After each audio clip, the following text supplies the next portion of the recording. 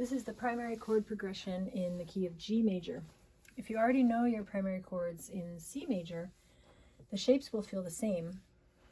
The only difference is that G major, you have to use an F sharp because the key of G major has to have F sharp as what we call the leading tone that leads us back to the home bass note G.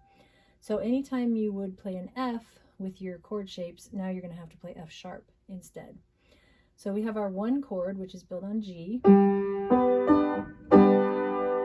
then we go up to our 4 chord, which in the key of G is built on C, because if G is number 1, 1, 2, 3, 4, C is number 4. So I could play my 4 chord like this, starting on C, but I don't want to shift around that much, so I'm going to invert it. I'm going to put the E and the G down farther, and I'm going to leave the C. I'm going to put the G down farther. I'm going to leave the E and the C where they are. So here's my G chord 1. All I have to do is shift up the top 2 notes to find E and G, or E and C, and then the G is still down here.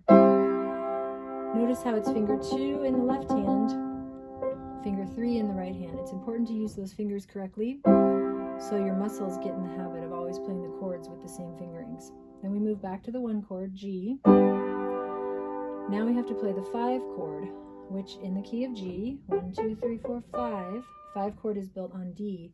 So here's a case where you're going to need that F sharp. Okay, if we don't play F sharp, it's a minor chord. We want a major chord, so we play F sharp.